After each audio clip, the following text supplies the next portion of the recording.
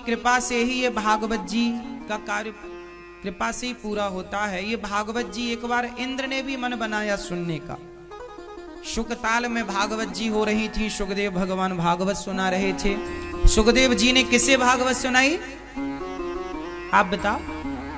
सुखदेव भगवान ने किसको भागवत सुनाई थी? देवताओं को।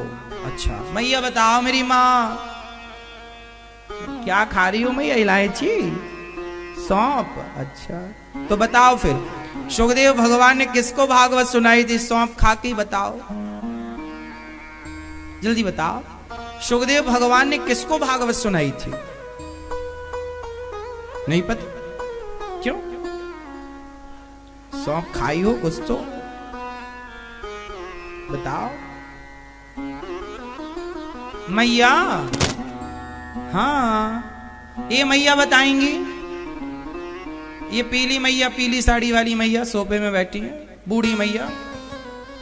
मैया, ओ मेरी प्यारी माँ, यहाँ देखो मेरी माँ, यहीं नहीं देख रही है, वहां सब जगह देख रही है। सुनाई पड़ता है मैया को कि नहीं? सुनती हैं? ऊंचा सुनती हैं? तो सुनाई पड़ रहा मैया? बोलो राम राम, राम राम। मैया बोलो राम राम। नहीं सुनाई पड़ रहा है।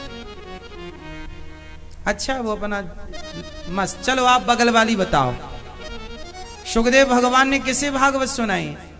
लो मैया भी भागवत सुनने तब आई हैं जब कान से पंचर हो गई।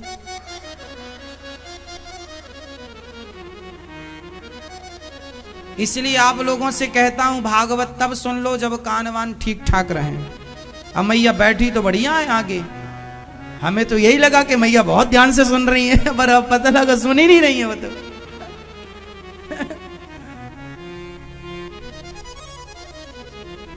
इसलिए आप लोग मैया जब कान वान सही हो तब कथा सुन लो।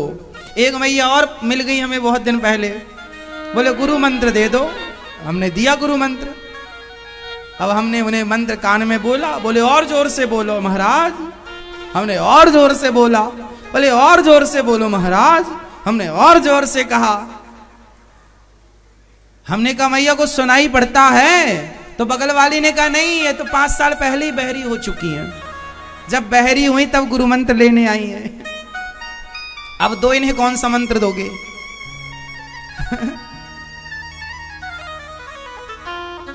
इसलिए अभी आप लोगों ने क्या बोला? ये हाथ हमारा है ना, ये कान भी अपना साथ छोड़ देते।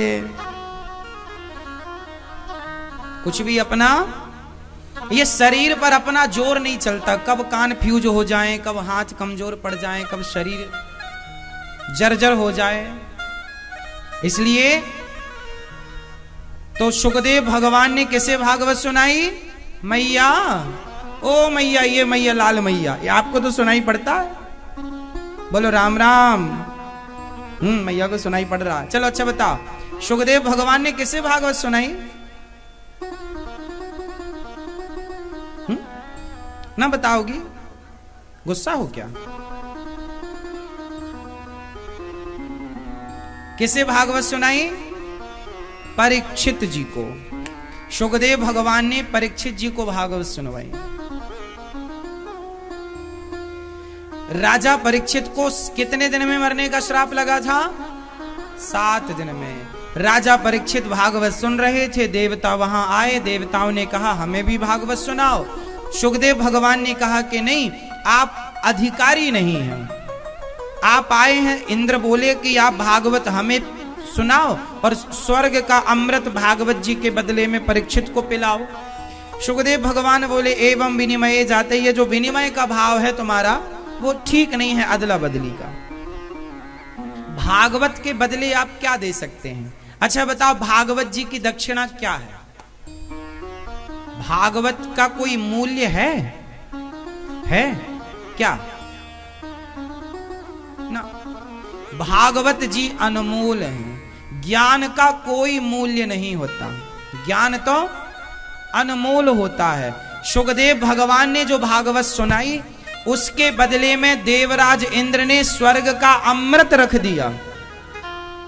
पर सुखदेव भगवान ने वो अमृत के बदले भी भागवत जी नहीं दी, क्योंकि आप अधिकारी नहीं हैं।